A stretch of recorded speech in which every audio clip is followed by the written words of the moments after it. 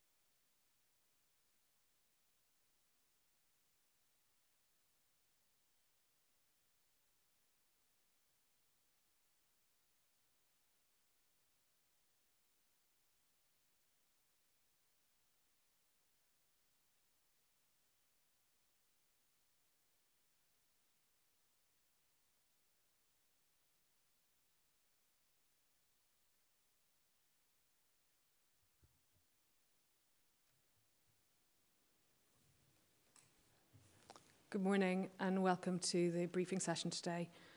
I've also joined by my colleagues Angela McLean and Steve Powis, who is joining us on Zoom. We will talk through some slides and then have a further discussion.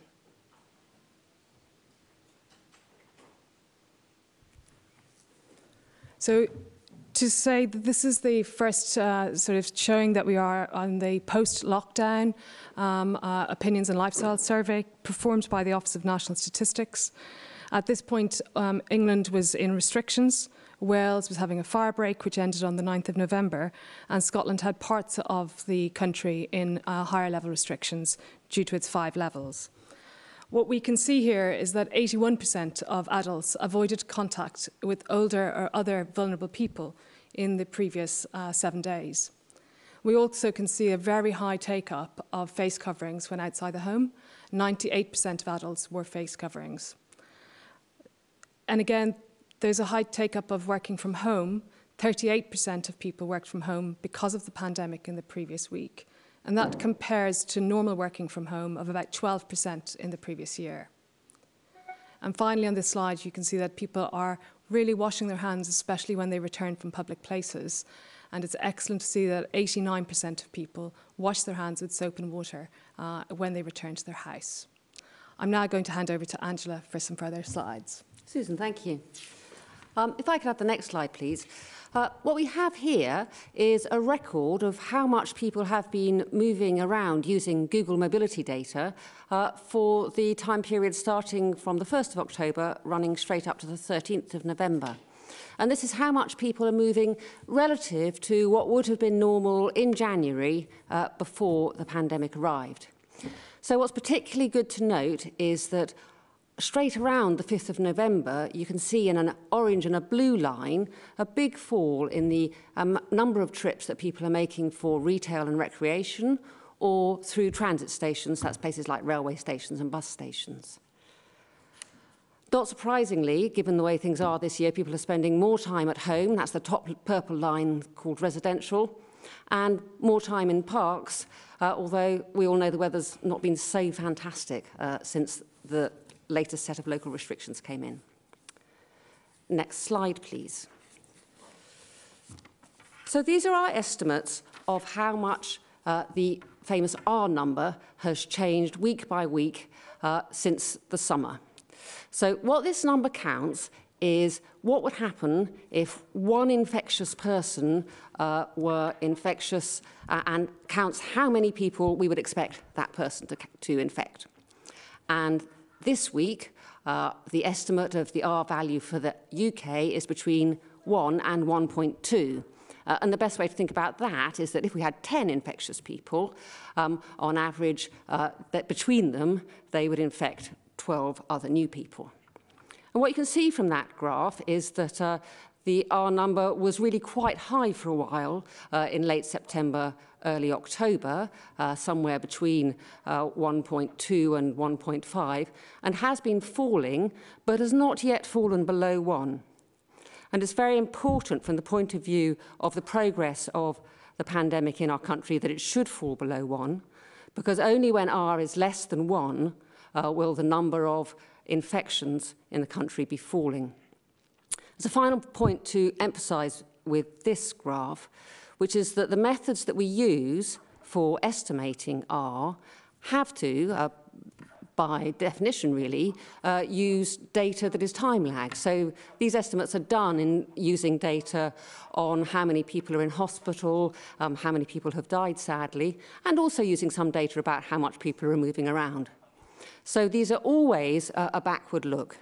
So the fact that R is still above 1 for our 13th of November estimate is not a particular worry, even though we had already been in national restrictions in England for over a week by then.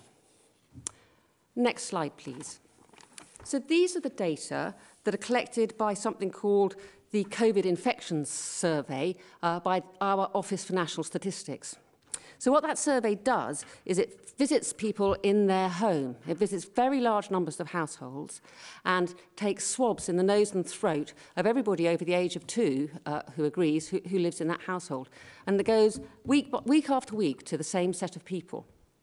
So the great thing about this data is that it's not affected by who feels like going to get themselves tested one week or another. What you see in here is the patterns that we've observed in this survey since the summer. So the first data is the 13th of August, and the most recent data here is the 6th of November. The blue line counts how many people in the survey that week had a positive swab test. And what you see there is about 650 positive swabs. And over the past 2 weeks in this survey, more than 150 people took part. So at the moment, our estimate is that about 1 in 85 people living in our communities would swab positive if you were to take a swab from the back of their throat and nose. It is important to know that this survey doesn't cover people who live in institutional settings. So it doesn't cover care homes, it doesn't cover students living in halls of residence or events in hospitals, for example. Notice that the curve went up quite steeply through September and October and has slowed down. It's not going up as fast anymore, but it hasn't gone flat yet. But that's okay, because the last date any swabs were taken that are shown on this slide was the 6th of November. That's just the day after England went into national restrictions. So we wouldn't expect to see the impact of the national restrictions in this data so far. The next slide, please, is the same data, but split out into 9 different regions in England. And what you see is that even before national restrictions were brought in the parts of the country where the amount of infection was already very high, the progress of the epidemic had already flattened off. So that's the northwest and the Yorkshire and the Humber in the top left there. Those also happen to include the parts of the country that were under Tier 3 restrictions. So that's good news, that some parts of the country have already flattened off in this survey. Not so good news is that if we look down at the bottom right, in the southwest and the southeast, progress of the epidemic has continued to rise. And those are parts of the country we'll be watching the whole country incredibly carefully next week, and particularly so those parts of the country that were showing a rise right up to the 6th of November. I think that's the last slide for me. Thank you. I'll hand back. And now I'd like to ask Professor Steve Paz, the National Medical Director, to present in relation to the NHS data. Thank you. If I could have the next slide, please. So as Angela has shown you, infection rates are continuing to rise. And as I have said at previous briefings, unfortunately, a small proportion of people are sick enough with COVID-19 to require hospital admission. And that typically occurs up to 2 weeks after an infection occurs. So there is always a lag in the hospital admission data compared to the infection rates in the community. So this first slide shows you the number of admissions into hospital in regions of England and the devolved administrations. And you can see that by and large that we are seeing increases in the number of people being admitted into hospital. There are some areas where you can see that there is beginning to be an effect of the measures that are in place. So in England, I would point out the Northwest, which is on the left side of the chart in yellow. And in areas of the Northwest, there were tier 3 measures in place before the latest national English lockdown measures were put in place at the beginning of this month. And we are beginning to see some plateauing of numbers of patients in hospital and perhaps some decrease in the Northwest. But you can see in other areas such as the Midlands, numbers are still very much rising. On the next slide, you can see the picture across all of England in terms of the number of patients who are in hospital, in our hospital beds. I last did a Downing Street briefing last Thursday. At that point, 12,967 patients were in hospital. It's now 14,411, so that's an increase of 1,444 in the space of just about a week. So we are unfortunately still seeing increased numbers of patients in our hospital beds. The effects of the lockdown measures that were introduced a couple of weeks ago will not feed through into this data, I don't think, until this weekend or next week. We clearly need to see these numbers reduce, particularly in those areas of the country with the highest numbers of patients. There is pressure on our health system. Unfortunately, that means that in some cases, that has effects on other services. So it's really important as we go into this winter that these numbers come down and we get into the real heart of winter with much, much lower numbers of COVID patients in hospitals. At that point, I'd like to pass back to Susan, I think, for the rest of the slides. Thank you, Steve. So this slide shows us the deaths within 28 days of a positive COVID-19 test in the UK. And sadly, the deaths reported yesterday were 598. These are the highest deaths we've seen since May. But we should note that the deaths on Tuesday have always had our highest numbers, but it is still higher than last Tuesday when we had 532 deaths. These are cumulative deaths that we've seen across the UK using 28 days is 52,745 cases. And the ONS have reported a cumulative registered deaths of COVID-19 up to the 6th of November of 63,873 cases. Next slide, please. Of course, many people wonder about are these people that sadly may have died because of another condition. But what we are seeing here is, first of all, in the dark blue, the deaths involving COVID. In the light grey, the deaths not involving COVID. And in the orange line, the all deaths for the 5-year average. What we can see here, and which we all are very much aware of, is throughout March and April, we very much saw an excess mortality compared to the rolling 5-year average, not just on COVID-19 deaths reported to the Office of National Statistics, but also in deaths not involving COVID. Over the summer months, that equilibrated and became much more similar to our normal 5-year average that we see. But sadly, over most recent weeks, we have seen an excess mortality again, as indicated by the dark blue line and dark blue boxes on the most recent weeks. This is clearly concerning, and this is clearly one of the reasons why the national restrictions had to come into play. Thank you very much. That finishes the briefing on slides.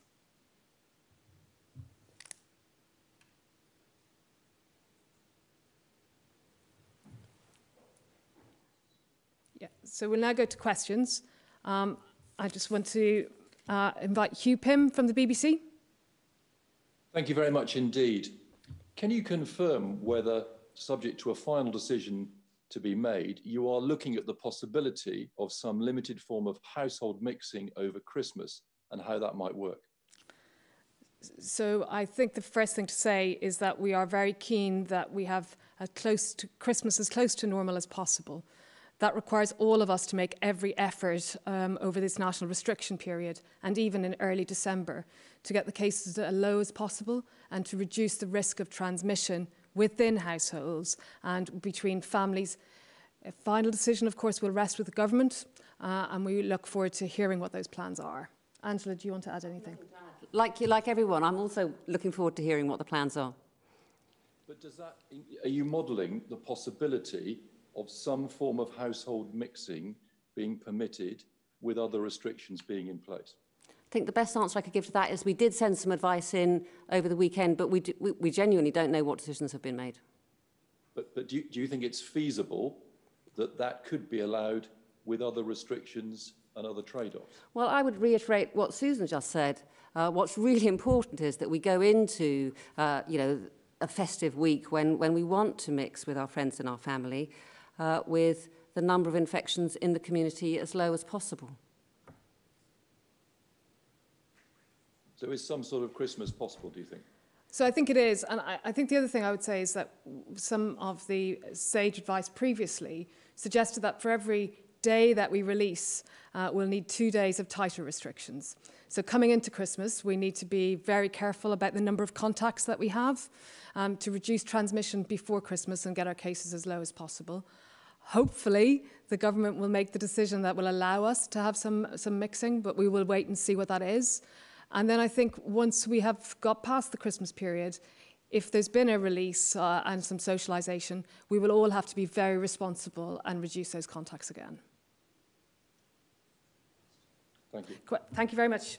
I'd like to go to Roland Manthorpe. Sky, please. Hi there. Thanks as always for this. If the R doesn't come below 1 this week, is it too late for lockdown to work by 2nd of December?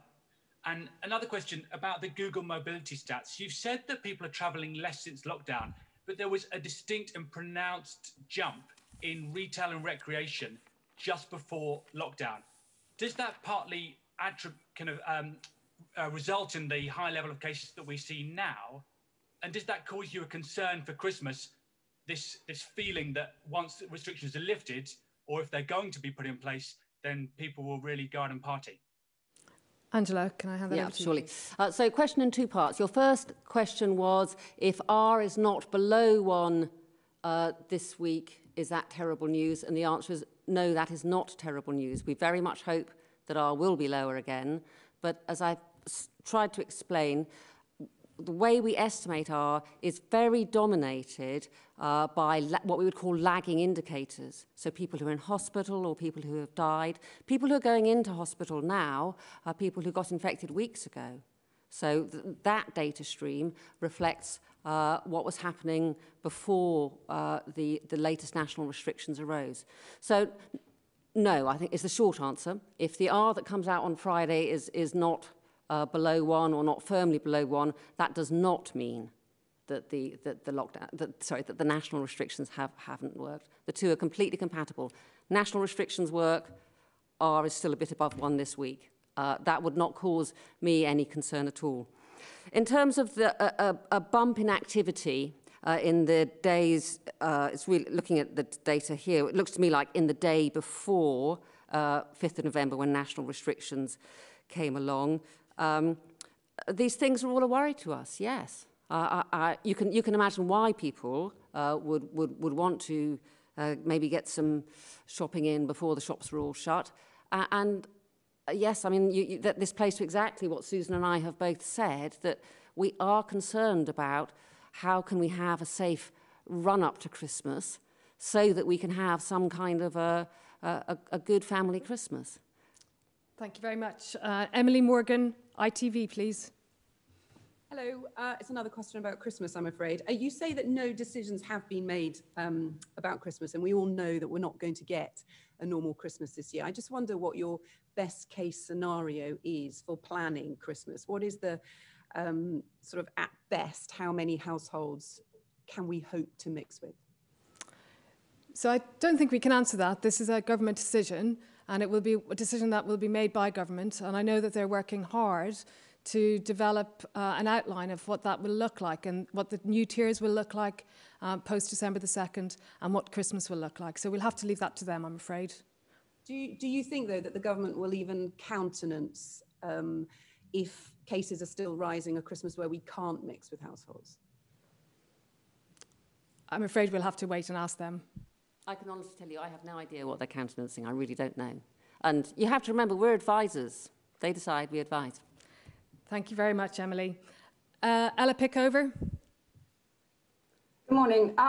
Just touching on to December again, and could you, do you think that socialising should be banned indoors when lockdown ends in December, given the evidence from yourself, Dr. Hopkins, and SPI-M suggests that Tier 1 has no effect? And separately, if we could touch on vaccines, please. Is it Public Health England and the government's intention that every adult who wants to get a coronavirus vaccine should get one? And to Professor Powers, please, the NHS has been instructed to be prepared to deliver a vaccination programme by the start of December. Please, could you update us on how these preparations are going? And are you prepared to take on multiple different vaccines, given that they have many different requirements, such as temperature and storage? Angela, do you want to make a comment on any of SPI-M modelling? It's pretty straightforward to look at the different parts of the country where different tiers were imposed, and you can see whether epidemics were growing, shrinking, growing faster than they used to. That's not a difficult analysis to do. I am actually pretty confident that those sorts of considerations will be taken into account. I've a bit of a cracked record. I don't know what decision will be made. Thank you very much. Steve, over to the vaccines question, please. Thank you. And I should say, obviously, I'm on Zoom today. I can't join you in Downing Street, and that's because a member of my household recently tested positive for COVID, and on the instructions of test and trace, I'm self-isolating. I should say I'm completely asymptomatic and perfectly fine, but I will be staying at home until I have completed my period of isolation. On the vaccination question, as I said last week, the NHS has been working incredibly hard to ensure that we are ready to deploy vaccines and to make sure vaccines can be delivered as soon as the vaccine trials have finished and the regulators have looked at the data and given approval for the use of vaccines. We will be using our traditional vaccine routes, so general practices, likely community pharmacy, but we will also be looking at other vaccine ways of delivering vaccination, such as vaccine centres. The vaccines that are at the forefront of the production of vaccines, so the Pfizer vaccine you will have heard of in the press recently, have different characteristics, and the way they can be transported and the way they can be delivered is different. So we are planning for different types of vaccine, and the plans around the delivery mechanisms will be contingent upon the particular vaccine and, of course, the data that comes from the trials and the advice of regulators. We will be saying more about this in the next few days, but meanwhile, we're working hard. We're ensuring that we have the workforce to do this. Talked about general practice who are stepping up for this, but St John's, for instance, are also recruiting volunteers, so we have additional vaccine workforce. We will be laying out more of this in the days and weeks to come. And just on the final comment, just to say that the Joint Committee for Vaccinations and Immunisations advises government on who are the priorities for vaccination. They have laid those out as interim priorities, but the full priorities will be laid out once the vaccines are known. Thank you very much. Kat Delay, the Times, please. Hi there. Looking at the potential new tiers that we might have after lockdown and going into Christmas, does any of the modelling that you've provided to government envisage a new tier 4 that's more similar to the lockdown measures that we have at the moment? And are the mass testing pilots likely to play any role? Will we have any data from them in time to potentially make a difference in terms of what can be eased around Christmas or early in the new year? Angela, can I hand over the modelling question Yes. to you and I'll take the mass So testing. we much prefer to talk about modelling work in consensus statements where we put together work that's been done by several different groups. And we haven't gone through that process yet for the question you just asked. Actually, I'm missing our weekly modelling meeting because I'm here. So I don't know what they're doing right this very minute. So actually, the honest truth is I don't know what has been looked at from that, in terms of more, what's a good word, tougher interventions than tier 3. I think when I look at the Northwest and the Northeast, when I look at what's happened with the ONS surveys there, I see interventions that have worked. I see epidemics that are flattening. I feel there is some good news there. Great. And there's, okay, fine. So I think from the point of view of mass testing, so what we've got is a large-scale pilot happening in Liverpool at the moment, working very closely with local authorities, directors of public health, academics and the NHS around Liverpool. And we're using this as a mass asymptomatic serial testing workstream, where we're finding people who do not have symptoms, but yet are at risk of transmitting to other people. And clearly, the ambition is that this will help reduce the prevalence of infection in Liverpool, and therefore that they will come out of this with less infected people who could transmit to others. We are in week 2. They've made great progress. More than 100,000 people have had tests since it started. That's really good news. And this will really allow us to understand how to get people to come forward for testing, who should come forward for testing, and what that intervention does to the overall prevalence in a city. So thank you. Finally, Ian Semple in The Guardian. Hi, thanks very much for this. These lockdowns work best when the time is used to beef up virus control measures, so the cases don't just bounce back afterwards. What meaningful changes have been made in this lockdown to keep infections in check after the 2nd of December? And on a related note, the ONS data suggests about 650,000 cases in England. What prevalence would you regard as a good result for this lockdown come the 2nd of December? Angela, do you want to start with that one? So I'll start with the second one, if I may. What would be obviously what would be a good result would be, well, let's have a think about during the March lockdown, the number of hospitalizations, which was really all we could keep track of at that time because we didn't have ONS then, was halving every 3 weeks. I don't think we're going to achieve that. So I would say I would be surprised if, well, let's have a think. I don't think we'll halve over, but I do not think we will halve before the 2nd of December. There we are. How about I put it that way? Because then if I'm wrong, we could all be happy. Thank you. In terms of what we are doing, so clearly NHS Test and Trace has increased its testing capacity. And that's been a very important intervention. And that basically has allowed us to try and work on decreasing turnaround time for those people who get tests in person. We're also working very hard with local authorities to enhance the contact tracing system. And by the end of this month, almost every lower tier local authority will have local contact tracing in place. So that's really allowed us to step up. And that's an amazing achievement. You know, in the summer where we were having 1,000 cases a day, we were contacting on average 2,000 to 3,000 people per day. Right now, with almost 30,000 cases a day across the UK, we're managing to contact over 100,000 people per day. That is a huge achievement in itself. And really what we're building is a local and international system that will sustain us for the months to come. and also in the future, any future epidemic and pandemic. Thank you very much.